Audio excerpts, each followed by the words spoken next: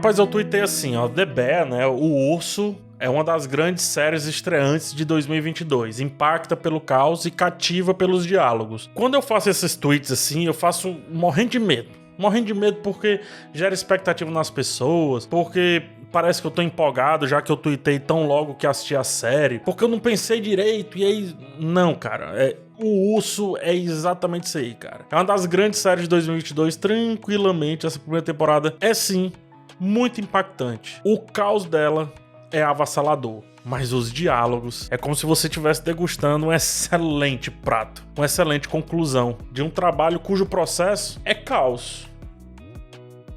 E qual é o problema disso? Carme é um jovem chefe requintado que volta para Chicago para administrar a lanchonete da sua família depois de herdá-la do irmão. Enquanto ele luta para transformar a loja e também a si mesmo, ele trabalha ao lado de uma equipe muito diferente das que ele tinha antes, mas que acaba também se transformando na sua família, coisa que aparentemente ele não tinha antes ali onde ele trabalhava. A direção é do Christopher Storer, né? A direção, o roteiro e etc. O primeiro episódio é estonteante, assim, parece que você leva um soco a cada diálogo. O ritmo é avassalador, é destruidor. Ele vem responder como que funciona uma cozinha, como que uma cozinha consegue dar resultado, mesmo diante de tanto absurdo, de tanto aparente desequilíbrio. Ele vem também jogar como que as relações ali são frágeis, como que o novo é mal recebido, como que o novato precisa passar por questões para saber se merece entrar ali na família. Ele vem perguntar, não responder. Quem são as pessoas e quais são os desejos dessas pessoas? Passado esse primeiro episódio,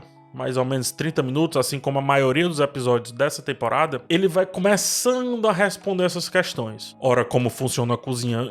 Não sei. O fato é que antes estava funcionando de uma maneira estranha, e o Carme ele vai aos poucos colocando suas ideias. Ora, como são as relações pessoais? Não sei. É só o que a gente vê ali entre um e outro, que aos poucos vão se ajustando e a série também vai assentando, vai respirando, vai acalmando, vai tirando um pouco desse ritmo frenético. Quer dizer, não vai tirando. Talvez a gente só vá entendendo melhor o que vai acontecendo. E aí o ritmo, ele parece que diminuiu, mas não diminuiu. Ainda há caos. Nesse comecinho só há um momento praticamente de paz suprema, que é quando eles vão para os fundos do restaurante, o que representa muito bem conversando com amigos ali que trabalham em restaurante, esse sendo ali um dos poucos momentos de paz, ou quando numa festa lá acontece uma questão e há um silêncio. Pena que aquilo dali não pode ser feito, então a comida ela vai trazer efusividade, ela vai sempre trazer esse alvoroço, como a gente diz aqui no Ceará. Enquanto tudo isso está acontecendo, tem um grande problema presente, que é o Carme em si. Como que ele, o Carme, se relaciona com tudo aquilo? Como que ele, o Carme, precisa resolver questões recentes, precisa resolver um luto? O que ele está fazendo que é para ele ou que é para uma história que ficou pelo meio do caminho? Acredito que isso é uma alusão ao trabalho artístico, um trabalho que parece ser fruto de muita paz. Olha só como ele está pintando esse quadro. Ele está em plena paz. Olha a tranquilidade dele. Não, aqui dentro, onde está acontecendo o processo de fato artístico, que é o quê? Todos os pensamentos, todas as sensações, todos os sentimentos, dores, traumas, raivas, alegrias, euforias.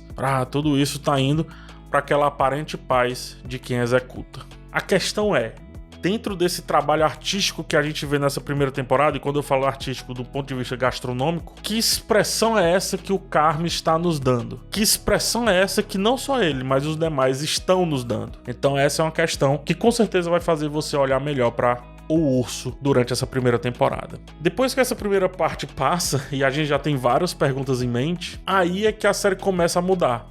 E começa a nos perguntar o que a gente acha do Carme. Como que nós nos relacionamos com ele. Quais são os nossos desejos ali dentro daquela série. E é muito engraçado, a série dificilmente entrega o que a gente quer. Porque não é assim que tem que ser. Não é necessariamente um menu, é uma degustação. O menu degustação você é levado. Você não sabe o que vem em seguida, vem uns nomes estranhos lá, vem um chefe explicar. Então é mais ou menos o que a série faz aqui. Então ela pergunta, quem você acha que o Carme é? E aí ela responde de uma maneira diferente, mostrando quem ele foi. Aí ela pergunta, como você acha que o Carme se relaciona com as pessoas? Aí você pensa que ele é um cara gente boa, porque você vê que ele fez ações muito boas, mas não é sempre assim. E aí outras pessoas passam a falar sobre ele. Você diz, cara, mas será que ele é assim mesmo? Quais são os desejos do cara?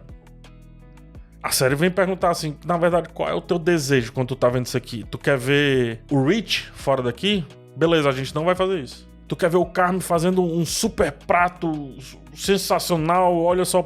A gente não vai fazer isso. Mas o que a gente entregar, tu ainda vai gostar. E aí, por isso, muita coisa fica de fora. Muitos porquês ficam jogados. E a série deixa muitas lacunas pra serem ou resolvidas ou jamais resolvidas. Porque você não precisa entender do processo pra entender o resultado. E aí sim, a série muda completamente. Quando passa por tudo isso, ela muda completamente. Assim como na cozinha, ela fez lá o mise en place. Quer jogar todos os elementos em tela, quer jogar todas as questões, todos os conflitos, todas as perguntas, tudo, joga tudo, pra! E agora sim ela vai montar o prato nos 2 episódios finais. É tanto que, salvo engano, só aí o nome do diretor aparece, o roteiro, os créditos e tudo no começo. O 7º episódio é uma direção ímpar, é de cair o queixo. É um plano de sequência quase que inteiro, assim, quase de ponta a ponta, do começo ao fim da série. É o episódio mais curto, mas também porque é com certeza um dos episódios mais complexos de serem realizados em 2022, não fosse o louco lá de O Ensaio, que aí é outra coisa, que aí é outra questão. Mas aqui, do ponto de vista cinema-ficção, esse 7º episódio é um absurdo. Só que vem o 8º episódio, que é quando o Carme ele começa a limpar o prato. Ele começa a montar a sobremesa. Ele começa a empratar tudo que foi cozinhado aqui durante 6, 7 episódios. E é quando ele responde quem ele é. Ou pelo menos quem ele tá sendo naquele momento. Impressionante a organização dessa série. É uma série sobre relações pessoais, relações profissionais, sobre perfeição em meio ao caos, acho que esse é o grande lance. É sobre dinheiro e como esse treco aí tá entranhado em algo que simplesmente deveria existir, como a arte, e no final ela se monta como um prato, né?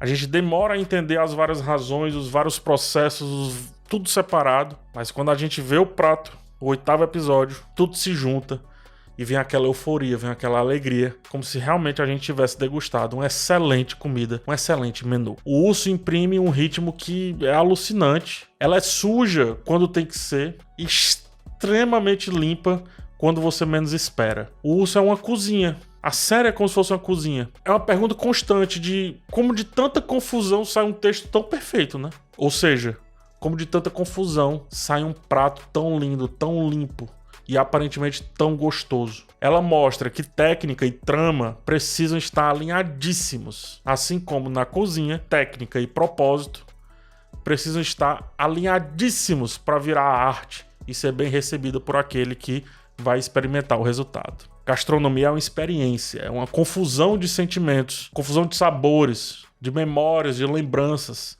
Ratatouille já falava sobre isso, né? Com um prato ali, o Ratatouille mudou a cabeça daquele crítico maluco ali.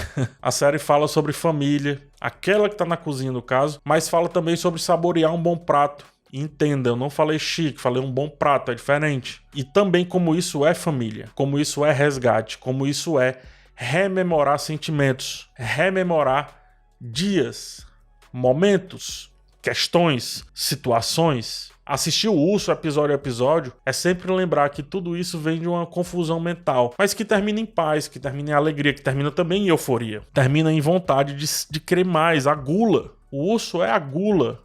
Em dor e em alucinação. É a loucura organizada. É a prova de que não importa o processo, mas sim o resultado. É uma experiência gastronômica, como voltar para algum lugar. Assim como o Carme estava retornando para o seu lugar de origem.